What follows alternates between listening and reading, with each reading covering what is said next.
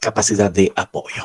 Aquí hay un puente, una obra civil, se nota que es antigua, no se nota que requiera gran carga, pero la clave es que sí está apoyado sobre roca, no sobre suelo, todo sobre roca. Lo mismo acá, otro puente, algo antiguo, y uno mira y dice, no cabe duda, toda la carga va sobre un macizo rocoso. Lo mismo acá, esta foto es en blanco y negro, y lo propio, aquí hay un puente, y aquí se ha construido una pila, allá el estribo, y esta pila está sobre un macizo. Y uno dice, ya entiendo, voy a querer saber si es que la carga que coloque ahí, pues no va a producir falla al corte del macizo, voy a querer saber los asentamientos que vienen detrás y queda algo muy claro que además hay un talud aquí. Entonces además estoy hablando de un talud con una cierta presión adicional y dice yo ya sé tipos de fallas y sé calcular qué es lo que representa un bloque, una cuña, el volteo, una falla circular. Ahora la idea es que estoy añadiendo una carga en especial. Entonces digo, esto es muy evidente, ¿no? Aquí hay una falla en bloque y a ese bloque se le debe sumar una carga. Digo, por decir algo, P es 300 kilonewtons. Es un número bajo, pero es para entender bien. Y aquí esta fundación tiene ahí un ancho L igual a 3 metros. Y voy a poner aquí, es una fundación pequeña, de 1 metro. En este talud, ¿cómo va a funcionar? Yo digo, un talud siempre lo he analizado por metro de ancho. Entonces cambio de color y digo, si es que yo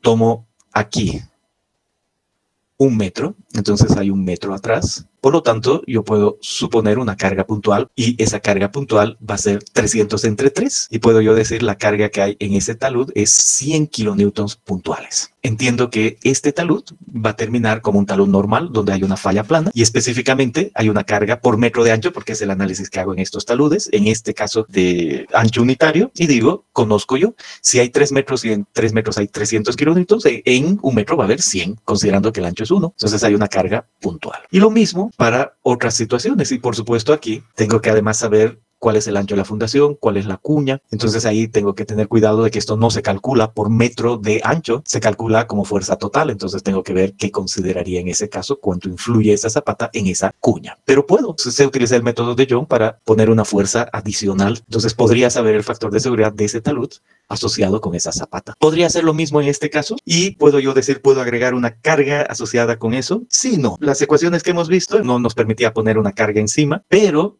entendemos que es cuestión de solo agregar la carga y yo puedo encontrar software, puedo encontrar planillas para poder calcular factores de seguridad asociados con eso. Y lo mismo en cuanto al ancho. Ni qué decir con relación a una falla circular, lo propio, veo cómo manejar, si es una carga puntual por ancho, es la misma idea. Y aquí he dicho, con relación a esto he visto menos, pero he visto que hay ecuaciones, solo es cuestión de agregar la carga apropiadamente, dependiendo de lo que sucede. Y algunas veces incluso es posible que no haya falla del talud, pero haya ciertos estratos más débiles y el asentamiento sea mayor. Eso sí, no he visto nada de asentamiento, pero es posible, entonces todavía me falta. No me olvido que además, extra de la carga que haya, el análisis cinemático es realmente el mismo, ¿no? Yo tengo una situación por la cual puedo hallar diferentes tipos de fallas y ahora solo estoy poniendo una carga adicional, ¿no? Esa es básicamente la idea. Y si es que estoy hablando de otros tipos de fallas, lo mismo. Aquí el dibujo me permite entender mejor que una fundación sobre eso va a ser una carga total, como poner un anclaje, ¿no? Y ahí puedo yo saber diferentes fuerzas, grietas. Puedo yo añadir esa carga en un cierto bloque específico y no hay ningún problema. Puedo yo manejar todo esto. Si se trata de esta situación, puedo poner una carga adicional y de esta también. Ahora nos vamos a la fundación misma, ¿no? Entonces, ¿qué aparece aquí en esta fundación? Una zapata y alguna estructura. Se entiende que toda esa fundación pues descansa sobre roca y esa fundación, así como se ve, realmente quizá unos 2 por 2 metros, se coloca sobre roca. Entonces, ¿qué se hace? ¿Cuál es la capacidad de apoyo? Bueno, normalmente uno dice, voy a ir a normas. Traemos una de un libro. Decimos, esta norma está en el libro de Bowles. Aquí está el código de construcción de esta ciudad en Nueva York. Y dice, mire, si vamos a hablar de roca, la roca se clasifica en blanda, media y dura. Eso dice esta norma. Y además dice, y usted puede encontrar directamente un valor de Q sub A, si la roca es uniforme, un valor de Q sub A aquí. Tome 1.4 megapascales si la roca es blanda, 2.4 si la roca es media y 4.8 si la roca es dura. Entonces uno puede encontrar una norma y ciertos valores. Entonces uno dice, claro, y es porque la resistencia es alta, la capacidad de apoyo. Uno no hace mayores cálculos y ya está ahí dado. Hay otras tablas asociado con lo que propone este autor el 66, estos autores del 72. Además dice el Ministerio de Comunicación de Ontario del 83. Y ellos dicen, vea qué tipo de roca tiene y en qué sitio. Entonces uno, por ejemplo, puede decir, vamos a tomar esta de acá. Y en esencia una lutita. Y dice, esta que se encuentra en el Reino Unido tiene una capacidad de apoyo en ese rango, lo que más o menos equivale a este rango en megapascales de Kusuba. Algunos tienen rangos mayores, otros menores, es solo una manera. Utilice esto además pensando en reducir de acuerdo al RQD. Si en esta roca sabe qué roca tiene, además tiene un RQD y dice si el RQD es 90% no reduzca nada. Si es mayor a 50 pero menor a 90, un factor entre 0.25 y 0.7. Si es menor a 50, entre 0.25 y 0.1 los factores de reducción. Hay que a este valor multiplicar por esto de acá, ¿no? Entonces no olvidemos que a estos valores se aplica la reducción solo porque eso dice esa norma. Entonces ya van dos normas. De seguro no es que ninguna utilizamos nosotros, pero la literatura nos muestra eso y que es cuestión solo de saber el tipo de roca. En el libro de Bowles, además dice, puede haber otros códigos. El de Chicago, más códigos, y ahí dice, hay valores típicos para arcillas, para arenas, para gravas, y aquí abajo, la roca. ¿Qué pasaría si nosotros estamos en esta categoría roca blanda o estamos en esta categoría sedimentaria o estamos en la categoría de roca madre? Bueno, no hay valores para todo, pero aquí dice, por ejemplo, para roca no fisurada, roca madre, entonces esos códigos dicen que estamos en ese orden. Luego, para este otro baja un poco, aquí está el 1400 en kilopascales, y así aparecen varios otros libros y códigos, y este de acá nos dice si su roca es ígnea o metamórfica, estamos hablando de granito, diorita, basalto, entonces tome en megapascales 10 de Kusuba. Vamos a bajar y aquí nos dice qué pasaría si estamos hablando nosotros de rocas arcilosas sanas, el valor va de 0,5 a 1. De rocas sedimentarias sanas, estamos hablando de 1 a 4, y así sucesivamente. Entonces ahí tenemos ya una estimación. Primer punto, es común en rocas, mucho más común que en suelos, el usar estas tablas para tener un valor. Finalmente uno dice, si tengo que elegir entre 1 y 4 megapascales y pongo 1, el menor de todos, 1 es un montón, ¿no? 1 megapascal, 1000 kilopascales. Uno solo toma eso y dice, estoy tranquilo, ¿no? En la fundación que les he mostrado, que sea 1, quedo tranquilo, basta, comience y no va a pasar nada. Es posible. Se usa mucho más en rocas eso. Uno utiliza otras ecuaciones empíricas, vienen dadas, en nuestro caso, en este texto, presentado en las segundas jornadas canarias de geotecnia, el dimensionamiento de cimentaciones superficiales en rocas según las normativas geotécnicas españolas. Y en España aparece una guía de cimentaciones de obras de carreteras, un documento básico tal número de seguridad estructural, cimentaciones del Código Técnico de la Edificación y recomendaciones geotécnicas para el proyecto de obras marítimas y portuarias. En este proyecto se dice, vamos a hacer una comparación de aquello, no son ecuaciones teóricas, no vienen en base a una teoría, son solo ecuaciones empíricas. Y la idea de estos cálculos son los siguientes. Dice, primero es una guía, la guía de cimentaciones en obras de carretera. Y dice, vamos a hallar la presión admisible. Calcula el coadmisible utilizando un alfa 1, un alfa 2, un alfa 3 y este C sub U. Y ese valor de C sub U en este artículo es la resistencia a la compresión de la roca intacta. Y es una ecuación empírica, entonces introduzca el valor de la resistencia en megapascales y el resultado va a salir en megapascales. Alfa 1 por alfa 2 por alfa 3 por la raíz de la resistencia a la compresión y me dice, mire los valores de alfa. El valor de alfa 1 es según el tipo de roca. El valor de alfa 2 es según el grado de alteración del macizo. Y el valor de alfa 3 es según la separación de las litoclasas existentes en el macizo. Finalmente esta ecuación, el valor de Q sub A termina siendo, vamos a decir un factor alfa en forma general, por la resistencia a la compresión inconfinada. Entonces, si eso aguanta sin fisura 50 megapascales, entonces yo puedo colocar 50 megapascales, es lo que dice acá. Entonces, alfa 1 dice, mire, solo averigüe qué tipo de roca tiene usted, dónde es que va a fundar. Y vamos a tomar un ejemplo, vamos a decir que nosotros estamos manejando una limolita, es una roca sedimentaria, el valor de alfa 1 es 0,6, eso es todo, es así de simple. A veces uno quiere pulir un poquito y dice, el alfa 1 puede también tomarse de esta ecuación, 10 por eso sobre eso raíz,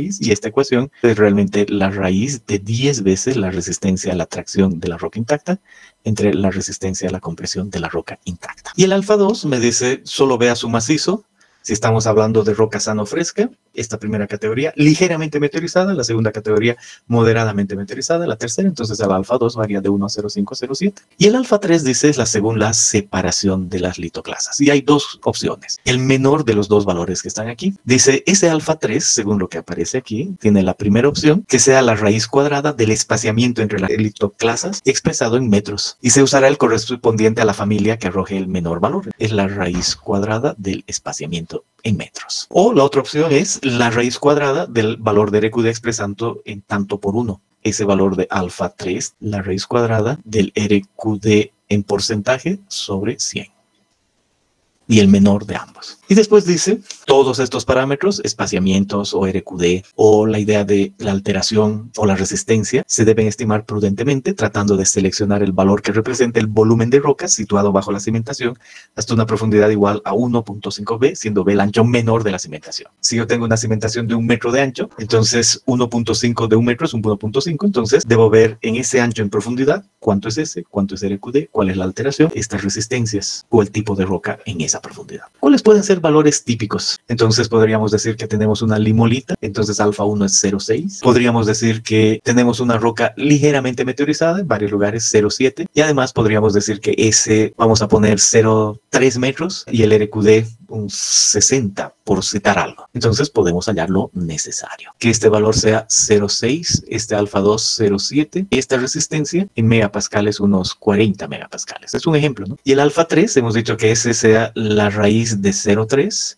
opción 1, o la raíz de, si he dicho 60%, 0.6 y aquí 0.3. Entonces el alfa 3, la raíz de 0.3 sería lo correcto. Este es el menor, 0.54, consecuencia por 0.54 y multiplicado por la raíz de 40. El resultado es en megapascales y en este caso, con este ejemplo, el Q sub A, el admisible, ¿sale cuánto? 1,43. Es una norma y sale eso. Y digo, era una limolita, entonces si vuelvo atrás, aquí digo una roca arcillosa, aquí está la limolita, 1 a 4, yo en este código saco 1,4, está bien, entonces suena razonable. Perfecto, entonces 1,4 es 1400 kilopascales, es un montón para apoyar algo sobre la roca misma. Por supuesto, siempre hay algunas consideraciones en estas normas que hay que leerlas bien. La cimentación debe ubicarse en un terreno cuya pendiente no supere el 10%. La inclinación de las acciones no debe superar el 10%. No solo el terreno, sino la inclinación de las fuerzas. Si la inclinación de las acciones fuera mayor, la presión admisible debe reducirse multiplicando por eso 1.1 menos tangente de delta al cubo, siendo delta el ángulo que mide la desviación de la resultante respecto a la normal al plano de apoyo. El área de apoyo debe ser menor que 100 metros cuadrados. En el caso de la que la cimentación sea de mayores dimensiones, se debe realizar un cálculo específico de asentamientos. Y en cualquier caso, la presión de servicio en una cimentación superficial en roca no superará el valor de 5 megapascales, salvo justificación expresa realizada por algún procedimiento alternativo.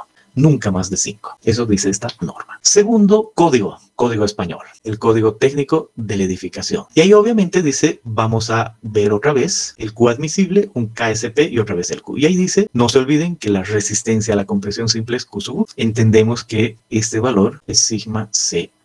Y este KSP igual depende del espaciamiento entre las discontinuidades, mayor a eso, la anchura de la cimentación, la apertura de las discontinuidades. Entonces, esta ecuación consiste básicamente en hallar un solo factor, una fracción de la resistencia a la compresión, y dice, este de acá ahora tiene esos valores. A va a ser importante. Entonces, imaginémonos otra vez ciertos valores. Pensemos, y además me acuerdo que aquí no tenía un B en especial, ¿no? No tenía. Solo decía el área máximo 100 metros cuadrados. Bueno, aquí dice que sí es importante. Entonces, eso es otra cosa, otro concepto. No tiene por qué salir lo mismo, va a variar. Pero si tomamos algunos datos que sí son iguales, hemos dicho este que sea 0,3 metros, este vuelve a ser 0,3 metros y los otros parámetros. Y hasta ahora no había dicho nada. Entonces, ¿qué pasa si B es 1 metro, por decir algo, y A 1 milímetro? Y me dice, primero, asegúrese de que cumple esto. Entonces, 0,3 metros sobre 1 metro, esa relación es 0,3 y 0,3 está entre 0,05 y 2, entonces cumple, puede usar la ecuación. Y el valor de A es 1 milímetro entre 0,3 metros, entonces obviamente tengo que tener las mismas medidas y 0,3 metros equivale, por supuesto, a multiplicar 0,3 por 1000, lo que da 300 milímetros y el valor de A 1 milímetro dividido entre este valor de 300,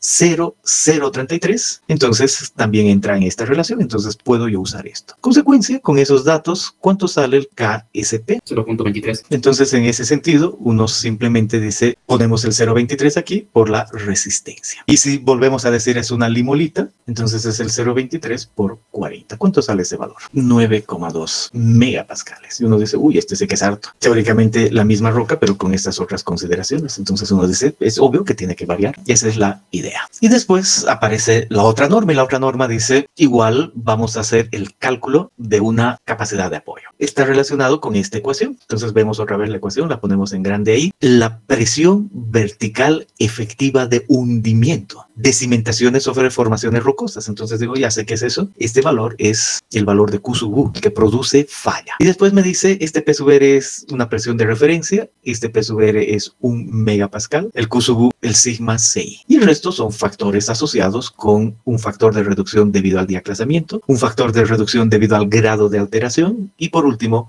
un factor que tiene en cuenta la inclinación de la carga. Entonces me dice SFD debe ser el mínimo entre los dos siguientes. S, este valor de S es el espaciamiento, el valor de B es la anchura equivalente de la cimentación y B sub 0 es la anchura de referencia que se tomará igual a un metro. Anchura equivalente de la cimentación. Si es una fundación circular, igual puedo ver algo equivalente. Si tomo los mismos valores anteriores, puedo yo decir, este tomado 0,3 y este voy a tomar ahora 1 metro, este 0,3 metros. Este entiendo que es 1 metro como referencia, el RQD voy a tomar 60%, aquí dice el RQD en porcentaje, y el valor de B otra vez 1 metro. 1.1 y al otro lado 1,55. Y me dicen en ambos casos, este es 1,55 y este es 1,1, pero nunca el FD mayor que 1, siempre menor o igual que 1 y menor que 1. Consecuencia, en este caso, para estos datos, el FD debo tomar 1. Este estoy tomando como 40, eso no me olvido. ¿Cuál es el FA? Depende del grado de meteorización. He dicho que mi roca está en el grado 2, un 0,7. Entonces aquí pongo un 0,7. ¿Y qué es el F delta? Inclinación. Y debe ser menor que 1. Entonces si no está inclinado, entonces normalmente ese FD es 1. Por lo tanto, F delta 1. Entonces, ¿cuánto sale esta operación? 13.28 megapascales. Entonces, y aquí me dice, la determinación de la presión admisible se realiza dividiendo el valor de la presión de hundimiento anteriormente obtenida por el factor de seguridad correspondiente. De acuerdo a estas recomendaciones, el valor del factor de seguridad que se debe aplicar es 2.5. Entonces, normalmente 2.5. Entonces, uno dice el valor de Q sub A consiste en dividir 13.28 entre 2.5. Entonces, ¿cuánto sale este valor? 5,31. Y noten que intentando usar lo mismo, en un primer método salió 1,43, en un método siguiente salió 9,2 y en el siguiente método salió 5,31. Bueno, uno toma decisiones, dice voy a tomar el menor o dice es importante medir tal otra cosa que está considerada aquí, voy a tomar más, menos.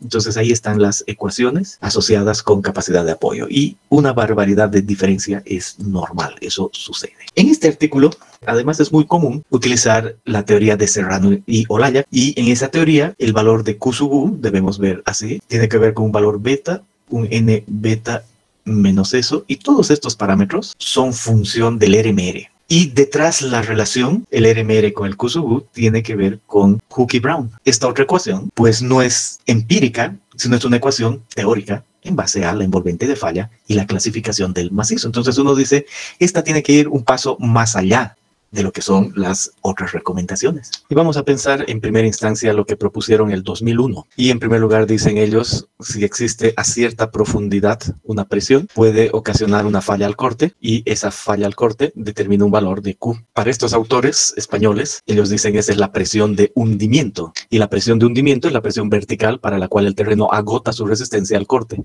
Puede expresarse en términos de esfuerzos totales o efectivos, brutos o netos. Símbolo va a ser Q sub U y es la presión última. Puede expresarse en términos efectivos, Q sub prima U, puede expresarse como carga neta, la carga que produce falla al corte. Esa es la nomenclatura que le hemos dado nosotros y para entender esa es la presión de hundimiento. Estos autores, Serrano y Olaya, dicen hay diferentes tipos de macizos. Vamos a colocar una fundación y nos interesa determinar para esa fundación cuál es el valor de Q sub U, el valor que va a producir falla. Y ellos dicen, dependiendo del tamaño de la zapata, el espaciamiento de las discontinuidades, debajo va a haber un grupo 1 de macizo rocoso, o un grupo 2, o un grupo 3, o un grupo 4, o un grupo 5. Y el grupo 1 es roca intacta, y el grupo 4 es de varias discontinuidades, y el grupo 5 es del macizo fracturado. Y vamos a decir que en el método de Serrano y Olaya del 2001, después vamos a ver algunas modificaciones a esta condición, todo esto debería ser uniforme, homogéneo. Por lo tanto, realmente hay que pensar que para estas primeras consideraciones, estamos hablando de o esta condición,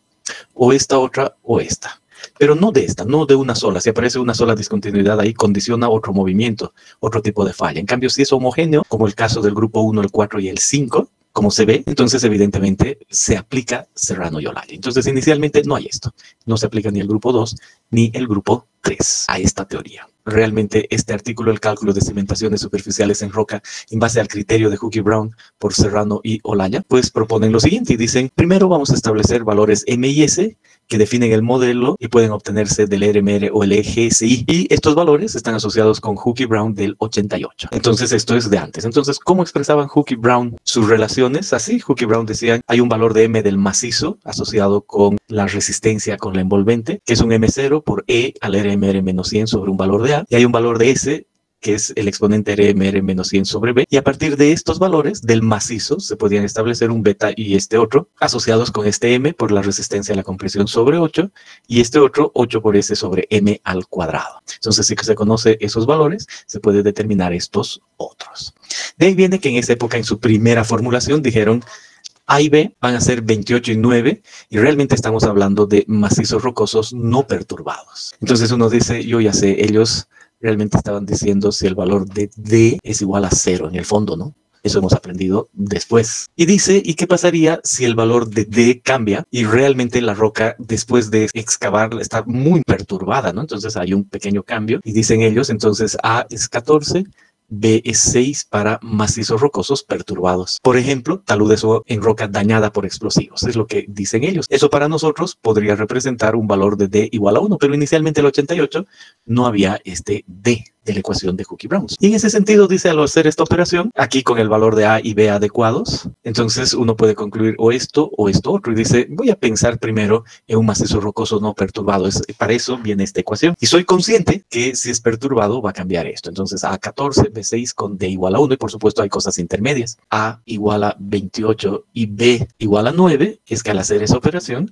sale el valor de beta que está aquí, este valor. El M de la roca intacta por la resistencia a la compresión de la roca intacta sobre 8 por E al RMR menos 100 sobre 28, que no es nada más que esto. Al valor de M anterior, cuando A es 28, se le multiplica la resistencia a la compresión y se divide entre 8. Ahí está. Es la misma anterior y ahí está beta. Y después esta otra, lo mismo. Viene de 8 por S sobre M al cuadrado, ¿no? Entonces uno dice si M es esto dividido entre S, y al hacer eso, el resultado es este.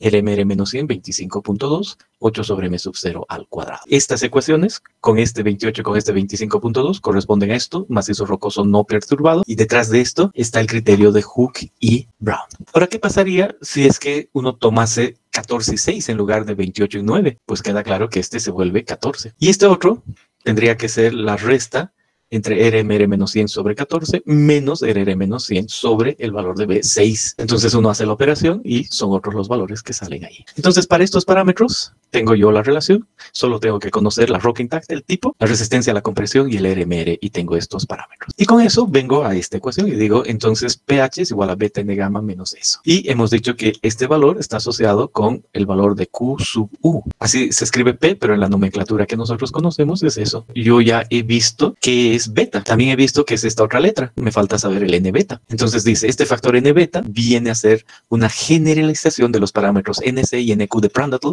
válidos en la plasticidad lineal de tipo Moore-columbiano. Entonces, para hallar este valor N beta, que tiene que ver con Prandtl, es que uno hace cierta consideración. ¿Cuáles son esos aspectos? Esta zapata está colocada sobre un macizo y tiene un cierto talud. Entonces, primera idea, el talud tiene una inclinación alfa. Segunda idea, la carga que puede ir encima puede ser vertical, pero también podría haber una carga horizontal, algunas veces es posible, y la resultante ser esta, y esa resultante estar inclinada y tener una inclinación I2. Esa inclinación de la resultante es I2. Si es vertical, I2 es 0. Y aquí yo veo otra inclinación alfa. Y hay algo más aquí.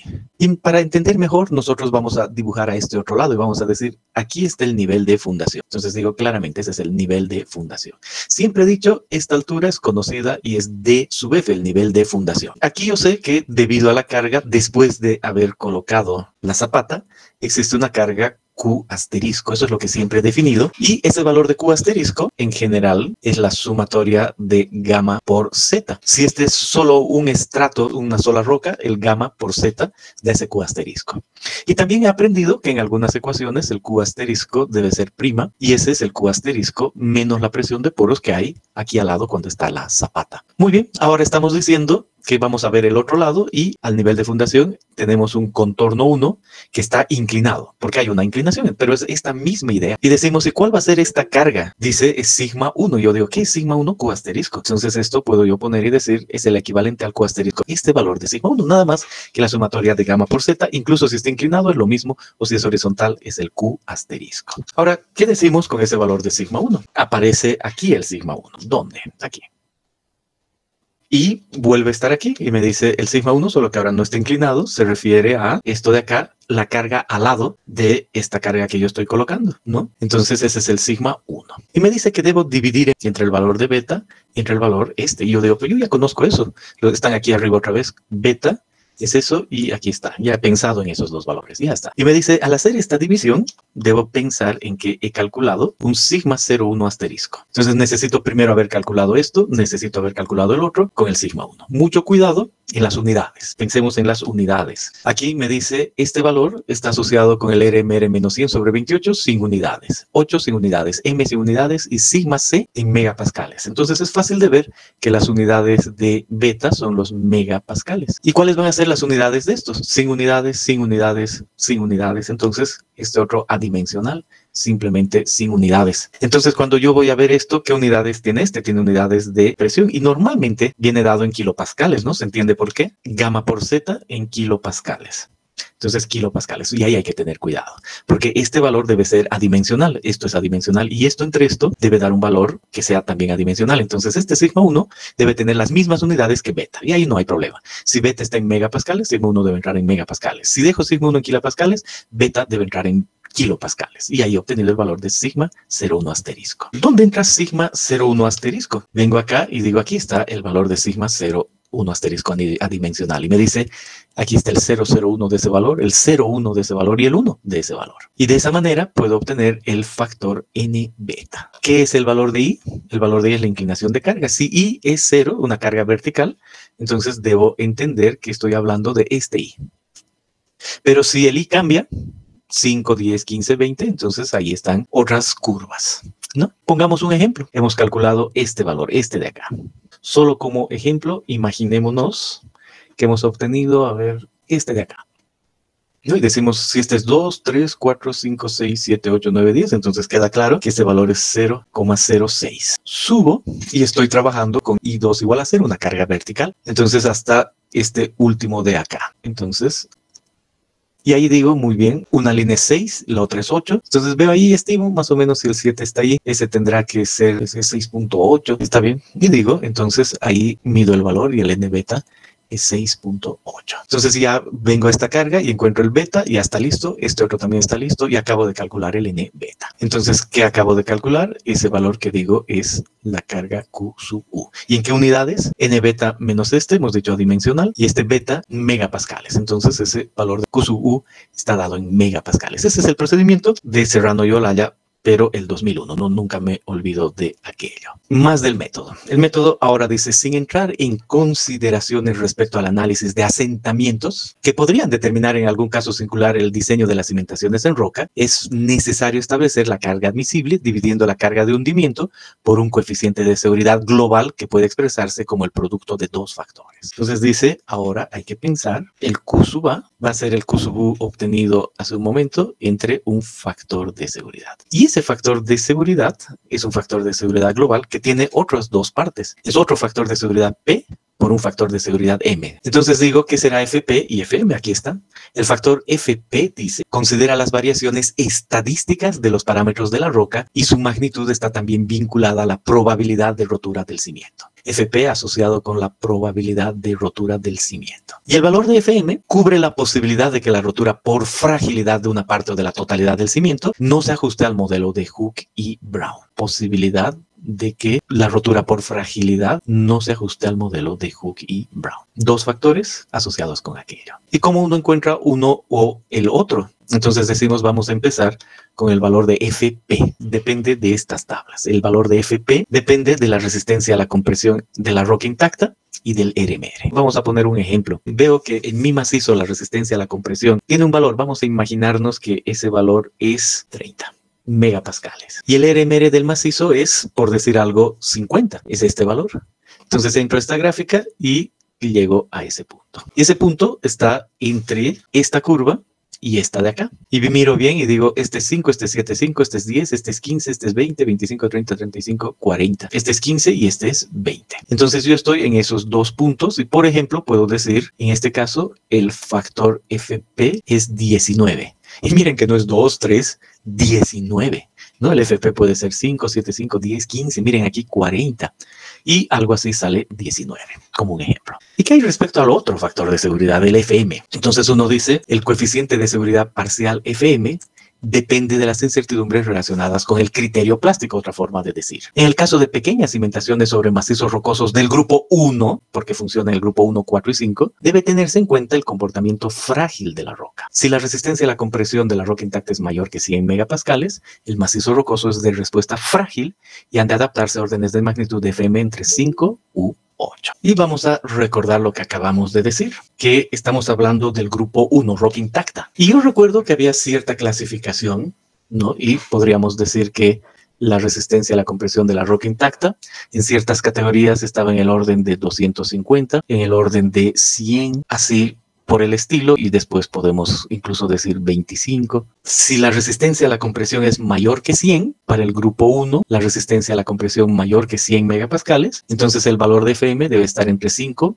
y 8. Entonces aquí me dice mayor que 100, consecuencia, estoy pensando de este grupo hacia arriba, esa es la resistencia a la compresión y estoy yo tras el valor de FM y me dice 5 a 8, entonces puedo yo pensar que el valor para 100 sea 5 y el valor para 250, que es la siguiente categoría, que sea 8. Y ahí digo, ¿y qué pasaría si, por ejemplo, yo tuviese una resistencia a la compresión de, por decir algo, de 175? Está en la mitad entre ambos. Entonces, si está en la mitad, yo fácilmente puedo decir entonces el FM que sea 5 más 8 dividido entre 2, que es un valor promedio. Y ese es un valor de 6.5. ¿Por qué? Porque este está a la mitad. Si el valor no fuese 175, fuese 118 o podría ser 220, entiendo que igual puedo interpolar y puedo hallar el factor de seguridad adecuado FM considerando esta situación.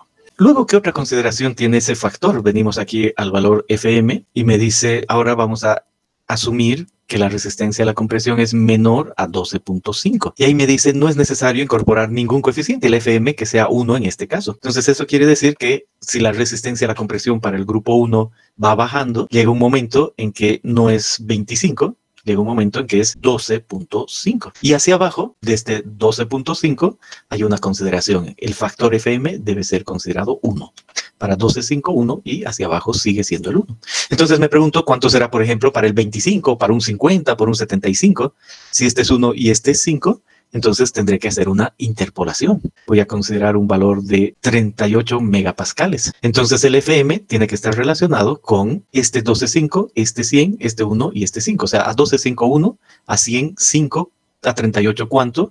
Con una relación lineal. Entonces aquí digo 2.16. Esa es la manera en la que puedo establecer estos valores de FM en el grupo 1. Cuando la roca se encuentra muy fracturada y diaclasada, el comportamiento de las cimentaciones no es frágil y no existe motivo para adoptar un factor de seguridad especial para FM. Entonces, grupo 4 y grupo 5. Entonces ahí dice el FM, ningún valor especial para los grupos 4 y 5. Entonces, ¿cómo escribiríamos eso? Entonces vendríamos aquí y dijésemos, vamos a cambiar de grupo, el grupo 4 y el grupo 5. En ese caso, directamente el valor de FM es 1. Listo. Eso es lo que viene aquí. El FP que he encontrado por el FM me da el factor de seguridad global y de esa manera tengo el Q sub A. En varios casos el FM es 1 y el FP normalmente son valores altos. Al multiplicar, el factor de seguridad está dado. Y así tengo el Q admisible. Ese es lo que dice el método de Serrano y Olaya. El ejemplo 7.1 dice, se va a construir una torre de alta tensión sobre un macizo rocoso clase 5. El ERMR es muy bajo, es 5, con peso unitario de 26 kilonewtons por metro cúbico. La fundación elegida es cuadrada, tendrá un ancho de 4 metros y será colocada a 2 metros de profundidad y aguantará solo cargas verticales. La roca intacta tiene las siguientes propiedades, el M es 12 y la resistencia 40. Se pide determinar la máxima presión admisible de apoyo utilizando el método de Serrano y Olaya 2001. Primero, cuando se excava y se llega al nivel de fundación sin alterar las propiedades del macizo rocoso. Y cuando se usa una bola dura inadecuada para llegar al nivel de fundación y el macizo rocoso queda totalmente alterado. Entonces dice, utilice en ambos casos el método de Serrano y Olaya. Entonces uno dice, eso consiste en utilizar este valor de Q sub U en función de beta, n beta, este otro valor. Beta sabemos que es eso, este otro es eso de ahí, m tiene esa relación y s tiene esa relación. Entonces ahí uno dice no perturbado, entonces A es 28, B es 9. Entonces el valor de beta, utilizando esos criterios, con el 28 ahí, y los resultados que tenemos, sale ese valor. Y este otro, igual uno entre otro, uno 9, el otro 28, eso representa una diferencia. Entonces ahí aparece un nuevo coeficiente, entonces ese coeficiente es 25.2 y de ahí sale este valor. Y luego la profundidad, 2 metros macizo de 22 y con el resto uno obtiene eso y encuentra un valor de n beta de 5.83 y listo. ya tiene el Q sub U 1176 megapascales. Considerando que el RMR 5 y la resistencia a la compresión 40, el valor de FP sale tanto. Y para el FM, considerando todo aquello, dice el macizo si fuese 1, interpolando fuese 226, pero como el macizo es 5, hemos visto que el FM se considera 1, entonces el Q sub A sale ese valor. Y después dice, y el perturbado es solo cuestión de cambiar el valor de A y el valor de B. Y cuando cambiamos el valor de A y B, entonces estamos hablando de un cambio en estos coeficientes y la misma idea, ahí está como han cambiado y el valor de Q sub U cambia, es otro ahora, y con los factores la capacidad admisible es diferente, es esa. Entonces ahora sigamos avanzando. Volvamos a esto. Hemos dicho, este método de Serrano y Olaya en primera instancia sirve para algo homogéneo. Entonces nuestro ejercicio tomaba este grupo, ¿no? O sea, un macizo muy fracturado. Entonces estábamos aquí, entendido cómo calcular. Podría funcionar con algo más grueso, de varias discontinuidades, pero igual algo homogéneo. Y podría funcionar cuando es la roca intacta, pero no en estos otros casos. Entonces ahora decimos, y para otros casos en forma general, pues Serrano y Olaya dicen, nosotros también tenemos una solución. Y ellos dicen, cuando haya uno u otro, va a haber diferentes formas de falla. Entonces ellos dicen, una forma de falla va a estar asociada con esta MI o con esta M1 o con un M2 o con un MC o con un MS o con un MD. Realmente antes era algo homogéneo, pero ahora debido a que puede haber algo así o algo así mezclado, puede haber diferentes tipos de falla. Entonces dice, el primer caso puede darse en un medio homogéneo e isótropo, MI. Ahora dice, en algún otro caso, podrá tener algo condicionado por el contorno 1, M1. Entonces aquí dice M1 y uno dice, esto no es lo mismo, aquí aparece alguna otra línea, puede haber aquello. El M2 me escribe aquí, dice condicionado por el contorno 2. Entonces uno mira algo aquí y dice, hay alguna línea en especial que va a condicionar las otras cosas. También es posible que falle así. O dice con cuña central. Entonces uno en ciertos casos tiene esa cuña central ahí, ¿no? Y dice MC. O seguimos viendo, dice puede haber un mecanismo simple. Entonces, hay algo así para relacionado con la falla o un mecanismo doble. Entonces uno dice relacionado con eso. Todo es posible y ahora sí entran en juego todos los grupos. Nosotros no nos preocupamos del gran detalle porque ya ellos nos dicen realmente hay esa combinación. Por eso aquí arriba hay partes a través del macizo rocoso y partes a lo largo de planos de debilidad. Y esos planos de debilidad pueden ser asociados con esto o macizo eso, etc. Entonces, en forma general dice hay varias condiciones y ellos terminan dando esos valores. Ahora dice, bueno, si este es el caso, ¿qué es lo que hay que hacer? Hay que hallar primero este valor PHEI. Dice que ese valor, dice, es la carga de hundimiento del mecanismo homogéneo e isótropo, lo que hemos averiguado, lo que hemos visto en el ejercicio 7.1. Y ahora dice que debemos multiplicar por un coeficiente que aparece aquí, ese coeficiente, y dice que es un coeficiente reductor por efecto de anisotropía, un porcentaje entre 100. O sea que cada mecanismo va a tener un coeficiente reductor por efecto de la anisotropía, lo que quiere decir que aquí simplemente anoto efecto de anisotropía y asociado aquí. Y el resultado va a ser un valor de presión en estas condiciones nuevas. Excelente, entonces esto se reduce solo a pensar que el Q sub U que ahora estamos hallando con efecto de anisotropía tiene que ver con una constante por el Q sub U que hallamos de forma normal y le ponemos aquí coma A de anisotropía. Y la anisotropía viene dado de cualquier manera y un efecto aquí. Excelente, entonces lo único que hay que hacer es, después de entender cómo hicimos, multiplicar por un coeficiente. Y ese coeficiente viene dado en este tipo de gráficas. Me dice, mire, primero, tiene que usted conocer el mecanismo de rotura en terreno horizontal. El mecanismo de rotura. Si, por ejemplo, yo tengo esa carga vertical y tengo especialmente una discontinuidad en la que voy a poner C igual a 0, cohesión C0, hay un ángulo de fricción dado y un ángulo con relación a la vertical. Entonces esto introduce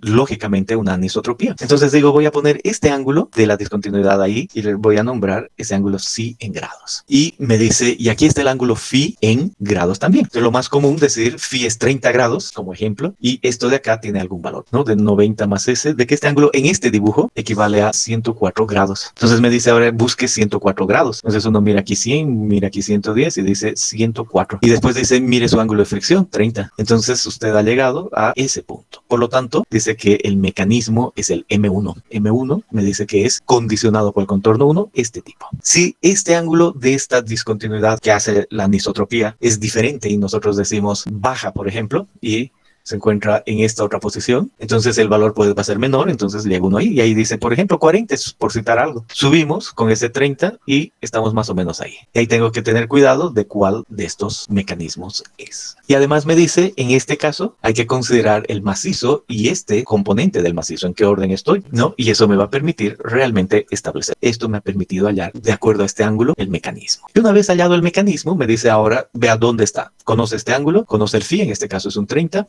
y adicionalmente conoce la inclinación de la carga. En este dibujo es 20, la horizontal no está dibujada y para eso le corresponde esta relación. Entonces me dice, si ese valor está dado, entonces uno dice es, por ejemplo, 105, algo que dije, y el macizo tiene sus propios valores, nos imaginaremos que además está asociado con este punto. Este valor, el porcentaje en este dibujo va a ser 22%. Entonces hay una tabla. Ahora, de seguro, estos autores dan más tablas, en este caso solo hay 1 o 2 ejemplos, pero esa es la forma en la que uno trabaja. Y después hemos dicho, tendría solo que venir, si es 22, este tendría que ser sobre 100, 0.22 por el valor de Kusubu, y ese es el del Kusubu ahora asociado a esa nueva condición. Hay varias otras. Aquí dice, si este ángulo es 10, igual el valor es 0, igual varias cosas, entonces uno puede entrar aquí y con calma encuentra el valor de este lado, y así tiene el cálculo por anisotropía. Veamos un otro detalle.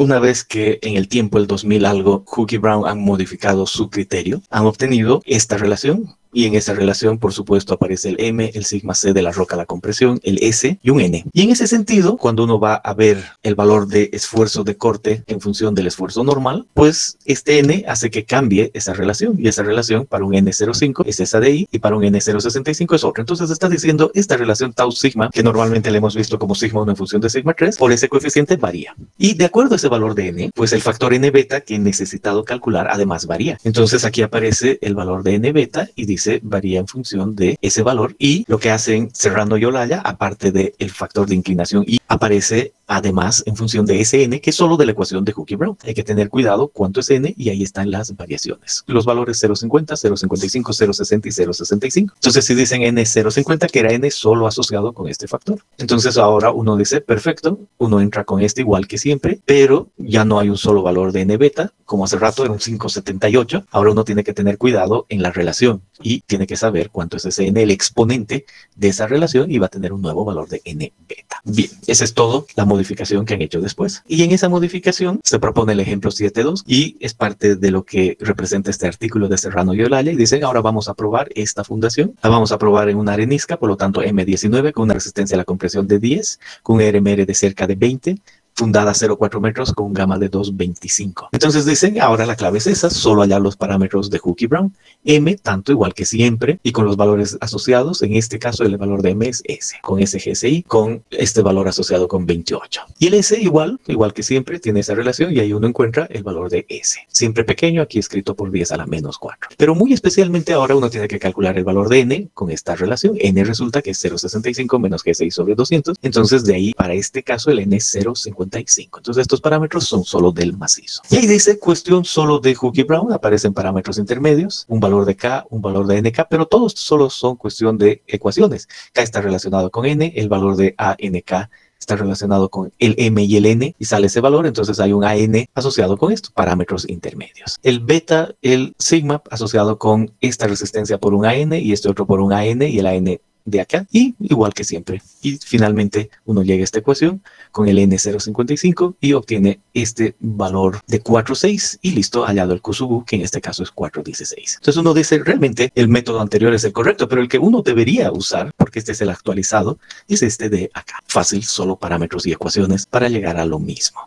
Y uno termina con el Kusubu con ese valor. Y después los factores de seguridad, los mismos. Pasemos ahora a otra forma de ver la capacidad de apoyo en otras circunstancias y con otro método. ¿Cuál es el método? El método que propone el Cuerpo de Ingenieros de la Armada de Estados Unidos. Y dicen, bueno, primero vamos a ver fallas comunes. Aquí dice, igual hay varios casos. Y en esos varios casos, tomamos esto, dice, la primera posibilidad es una rotura general. Involucra poner la carga, se dé estas condiciones, una cuña por debajo, tienda a la rotura por ahí o hacia el otro lado, y eso se llama primer caso una rotura general. Si se trata de hallar la resistencia que aguanta, está asociada con que a lo largo de ese plano hay un valor de tau esfuerzo de corte, y si yo pienso y utilizo el criterio, por ejemplo, de Terzaghi, esto va a estar en función de un C del macizo y de un phi del macizo. Idea general, si es ácido homogéneo, roca blanda plástica, argilitas, limolitas, lutitas pueden fallar así. Luego dice, es también posible una rotura local. Aquí está una roca frágil compresible, una arenisca alterada, jabres, rocas calcáreas porosas pueden entrar ahí. Entonces de una u otra manera esto tiene que parecerse. Pero algunas veces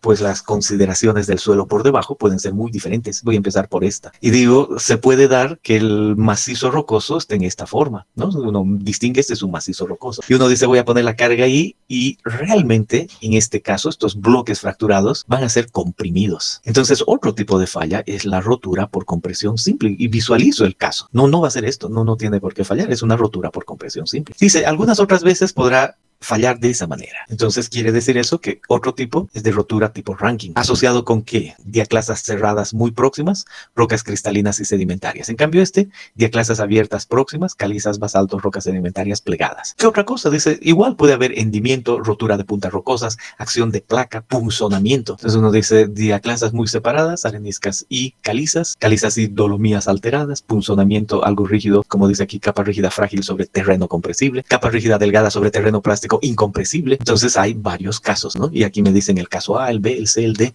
el E, el F, el G, el H, son varios casos. Entonces si vuelvo a esta gráfica está todo junto, el caso A, B, C, D, E, F, G, H. Ahí está, mire, todos esos casos son posibles. Todo es cuestión de recurrir a este método y dice, mire, si usted ha establecido que está en el caso A, falla general, es válido para fundaciones continuas, largas, con una relación de anchura de más de 10 veces y se obtiene con la siguiente ecuación. Dice, el Q sub I va a depender de un C, de un gamma y de un D. Esta es la famosa ecuación de capacidad de apoyo. Y en especial, cuando se trate de una roca, tome estos factores. Tome el NC tanto, el N gamma tanto y el NQ tanto y el N gamma tanto. Y dice, depende del valor de phi. Si, por ejemplo, estoy yo en este caso, la resistencia va a estar asociada con el C y phi del macizo. Por lo tanto, cuando yo encuentro aquí el C y el phi del macizo, tengo que utilizar el C y el phi del macizo y utilizar esas ecuaciones. Y ahí dice, lo que está detrás de estas ecuaciones es solo Terzaghi. Y luego me dice, ahora puede tener el caso de una falla general de corte sin cohesión, el caso de una falla de corte local y una falla en la compresión. Y uno dice ahí entre el B, entre el C y el D, la falla de compresión. Entonces uno viene aquí y dice, ya entendí,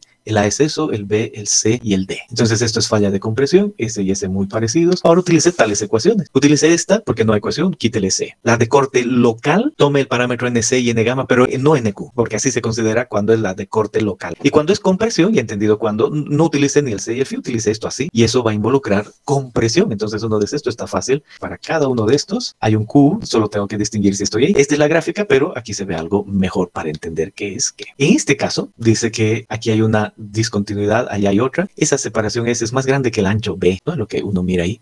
En el caso B de compresión, esta separación S es menor que el ancho B. En esa falla por división aparece el valor de Q sub U así, para falla circular, para falla cuadrada de ese estilo y para falla continua así. Si por ejemplo decimos voy a yo tomar una fundación cuadrada, entonces el Q sub U tiene 0.85 de JC NCR. Y uno sigue buscando y dice, muy interesante, aquí aparece el factor J y aquí el NCR. Entonces es solo cuestión de ir con calma. Y aquí aparece el espacio de discontinuidad H sobre B, H de la y S, y aquí aparece S sobre B. Sí, este es S, esto es B, y la altura H está asociada con la profundidad de la roca, ¿no? Lo que está por debajo, hasta dónde hay ese tipo de roca, y ahí aparece el valor de J. Y el valor de N, que aparece en esa ecuación, tiene que ver con el espaciado, un ángulo phi y el NCR. Entonces, ha podido hallar el valor de Q sub U, en este caso, cuando tenga el caso E, más un factor de corrección. Pues al principio uno puede decir, no sé qué caso tengo, pero poco a poco uno, utilizando el método, puede distinguir su caso. Y después de todo esto, dice, ahora sabe que hallado el Q sub U, halla el Q sub S. El Q sub S va a ser el Q sub U sobre el factor de seguridad. Nada más. Y el factor de seguridad mínimo, dice aquí, es 3. Queda clara la idea que hay que definir el tipo de falla. Esto nos ayuda a ver qué es qué. Y cada uno tiene su propia ecuación. Entonces no hay mayor problema para poder hallar los valores. ¿Cómo se considera una vez que uno tiene el Q sub S? Estimación de la capacidad admisible. Q sub S es seguro. Y a veces ni me fijo en el asentamiento. Directamente ese es Q sub A. Pero uno puede calcular el asentamiento. Y tiene que ver con la ecuación de elasticidad.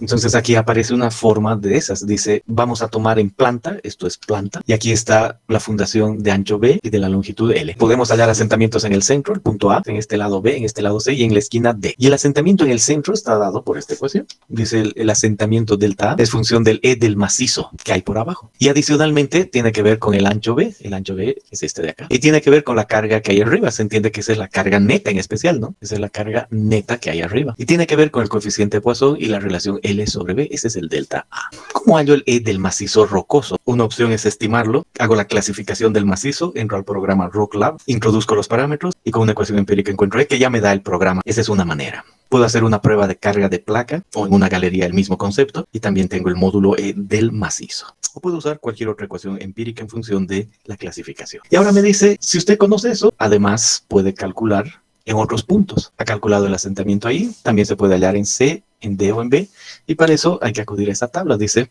relación entre largo y ancho, y habla del punto en cuestión. Vamos a tomar, por ejemplo, el punto B, y vamos a suponer que la relación L sobre B es 3. Entonces uno sube para ese punto y encuentra el valor ahí, que el valor dice cerca de 63. Factor de reducción, 63%. Por lo tanto, este valor de delta por ese factor de reducción 0,63 sería el asentamiento en el punto que estoy tomando B. Y puedo hacer eso para una rígida, el punto C, el punto B, el punto D. ¿Y qué obtengo? El factor de reducción. Entonces así puedo hallar los asentamientos. Entonces eso es todo sobre capacidad de apoyo.